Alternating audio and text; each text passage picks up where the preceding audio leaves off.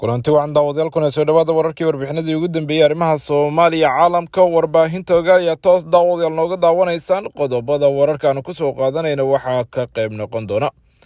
Ra'iisul Wasaaraha dalka Mudane Maxamed Xuseen Roble ayaa soo farageliyay dagaalkii Wasiir Xamza iyo waliba Wasiir Khadija iyagoona arintaasi ka heshiiyey yay u adeegsatay haweeneydii sumeysay Macalin Cumar waxaan kaga haynaa warbixin dheer oo arintaasi ku saabsan garoonka magaalada Muqdisho waxa uu shir qarsoodi ah maanta ku dhexmaray taliyaha hay'adda NISA Fahad Yaasiin madaxweynaha dalka Mudane Maxamed Cabdullaahi Farmaajo iyo madaxda taliyaha CIA-da Mareykanka oo isagu maanta soo gaaray magaalada Muqdisho amxaarada oo dagaal ku dhawaaqay xaaladda Itoobiya oo faraha ka sii baxaysa ayaa qayb ka noqon doona wararkeena daawadayaal maanta ku daawan doontaan warbaahinta ugalmid qodobadaas wiliba kuwa kale oo xiiso leh qayb noqon doona daawadayaal fadlan haddii aad ka mid tahay saaxiibada ku cusub wararkeena halkani subscribe sar Ra'iisul Wasaaraha Xukuumadda Federaalka ee Soomaaliya Mudane Maxamed Xuseen Roble ayaa waxa uu ugu dambeyntii isku keenay wasiirada gargaarka iyo ciyaaraha Xamza Saciid Xamza iyo Khadija Maxamed Diiriyo oo dagaal afka ku dhexmaray baraha bulshada kulankan oo ka dhacay hoyga Ra'iisul Wasaaraha ayaa waxa lagu dhameeyay khilaafka soo kala dhexgalay labada wasiir oo horey loogu kala bedelay wasaaradahaas kuwaas oo hadallo kulul isugu mariyay warbaahintii sidoo kale baraha bulshada internetkaba Wasiir Xamza oo faahfaahiyay kulanka saddex geesoodka ayaa horeyntii shaaca ka qaaday inay si wada jir ah uga heshiiyeen wixii dhacay isaga iyo wasiirada Khadija waxa uuna yiri waxaan hoyga Ra'iisul Wasaaraha kula kulmay walaashii wasiir Khadija Maxamed Diiriyo cafinay si wada jir ahna aan uga heshiinay wixii horey u dhacay ayuu si raaciyay dhankeeda wasiirada dhalinyarada ciyaaraha xukuumadda Soomaaliya ayaa ka hadashay kulankan oo uu qaban qaabadiisa la Ra'iisul Wasaaraha waxaana sheegtay in qaadatay raaligelinta isla markaasna ay cafisay wasiirkani dagaalka labada wasiir oo hadalhayn badan dhaliyay ayaa yimid kadib markii wasiirka dhalinyarada ciyaaraha xukuumadda Federaalka ee Soomaaliya uu sheegay in markii loo magacaabay wasaaraddaasi uu waayay xafiis uu ku shaqeeyo sidoo kalena uu u tagay shaqaalihii oo fasax isaga maqan ku dhawaad 2 sano mushaarna iska qaadanayay taas oo shaqo badan kadib uu sheegay in hadda uu wax badan ka bedelay wasiir Khadija oo hadalkaasi ka carootay ayaa dhankeeda ka soo jawaabtay waxayna wasiir Xamza Saciid Xamza ku eedeysay in markii lagu bedeliyo horey u sii kaxaystay oo uu soo celin kari waayay gaari ay leedahay wasaaradda gargaarka oo sheegtay in ilaa hadda ay isagu ku maqanta taliska booliska Beledweyne ayaa faahfaahin dheeraad ah ka bixiyay falkii xalay lagu sameeyay Allah u naxariistay marxuum Cumar Macalin Maxamuud oo ahaa macalin dhiga dugsi Quraanka lagu barto ku yaalo magaaladaasi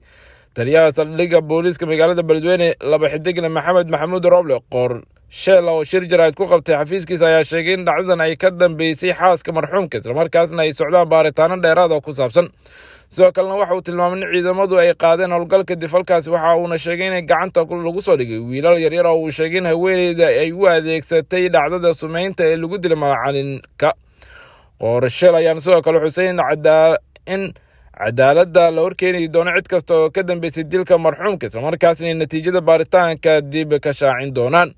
waxa uu ugu dambeyntii uu digniin u diray ganacsatada isagoo sheegay in aan la iibin karin sunta dadka disha isagoo aan fasax looga haysanin buu yiri lamaha amniga magaalada Muqdisho maanta gaar ahaan garoonka magaalada Muqdisho waxaa kulan aan warbaahinta aysan ogaan isla markaasna kulan qarsoodi ah oo ku dhexmaray taliyaha hay'adda NISA Fahad Yaasiin madaxweynaha dalka Mudane Maxamed Cabdullaahi Farmaajo iyo madaxda CIA-da Mareykanka qaarkood iyagu soo gaaray garoonka magaalada Muqdisho kulankan oo daarnaa sidaan xogta ku helayno ka hadalka arrimaha doorashooyinka dalka amniga iyo waliba sidoo kale sidii loo dhameyn lahaa qorshayaal badan oo ay warbaahintu ka warheenin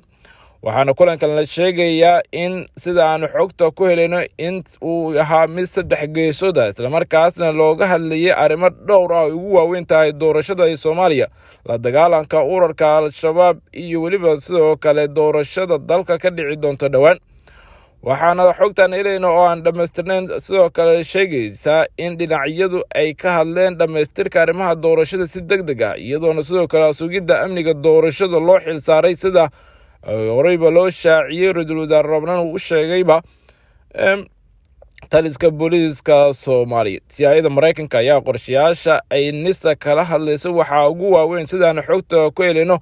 arrimaha la dagaalanka ururka al-shabaab inkastoo la sheegayo in arrimaha doorashadu ay iyadu meesha ka maqaneen wixii warbixin oo dheeraad ah kulankaasi ku saabsan warka caawa ayaanu daawadayaal ku falanqayn doonaa. dagaalka gobolka Tigray ee Itoobiya ayaa xoogistay Arbacadii kadib markii ra'iisul wasaare Abiy uu tusmay in dowladda ay soo afjarayso xabad joojinta ay ciidamada Amxaarada sheegeen inay qaadanayaan weerarka ka dhanka ah Tigrayga. ciidamada Tigrayga ee TPLF oo qabsaday inta badan dhulkii horay ay u lumiyeen ayaa wacd ku maray inay dib u qabsan doonaan galbeedka Tigrayga oo dhul beerashaasha ku wanaagsan oo haysta ciidamada Amxaarada. afayeen u hadlay maamulka gobolka Amxaarada ayaana sheegay mas'uuliyiinta ay kicinayaan ciidamadooda si ay u qaadaan weerar ay uga hortagayaan Tigrayga. waxa uu Abiy sheegay in weeraro uu xoogan u qaadi doonaan ciidamada federaalka si ay uga hortagaan Tigrayga oo iyagu doonayo dhul ballaarsi xoogan isla markaasna ku soo wajahan gobolka si Amxaara.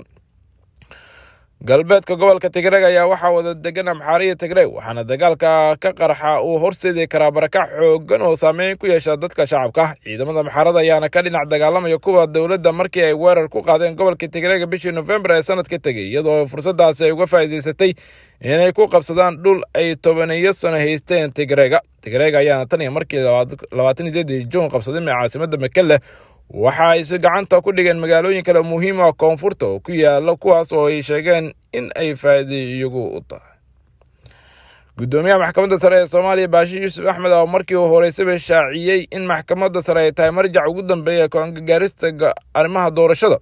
Baashi oo hadal ka jeedinayay shirka madasha garsoorayaasha oo madal 3 bilood ah ay garsoorayaashu ku kulmeen ayaa si cad u sheegay in cabasho kasta oo ka timaada doorashooyinka dalka ay dacwadeeda qaadayso maxkamadda sare ee dalka. waxaana sheegay in go'aan kasta ay gaaraan gudiyada doorashooyinku yahay mid maamul oo aan lagu qasbin in la raaco isla markaasna aysan ka garnaqsi karin cabasho kasta oo ka timaada doorashooyinka, taasoo marjiceedu yahay maxkamadda sare sida uu sheegay. lama ogo waxa ku soo aadiyay hadalkani ka soo yeeray gudoomiyaha maxkamadda sare ee dalka xilli dalka uu galiyo doorasho isla markaasna kuraas badan oo lagu muransan yahay ay jiraan. waxa uuna sheegay in cid kasta oo saameyso go'aanada ay gaaraan gudiyada doorashada aysan u arkin in waajib sharci ah uu yahay go'aankooda, hase yeeshee waxa uu asalka u yahay dastuurka dalka sida uu isagu hadal ku dhigay. hadalka gudoomiyaha maxkamadda ayaa imanaya xilli dhowaan la filayo dalka ay ka bilowdaan doorashooyinka xildhibaanada labada aqal isla markaasna ay jiraan cabashooyin laga muujinayo hanaanka doorashooyinka kuraasta qaarkood oo iyagu isku haystaan siyaasiyiin waaweyn oo iyagu qaarkoodba rajo ka qabo in ay ku guuleystaan kuraasta qaar ee doorashooyinka. intaas ayaan kusoo gabagabaynaynaa warka qaybaha dambe ayaa noo soo socda. daawada fadlan nala joog tan iyo kulanti dambe nabadgelyo.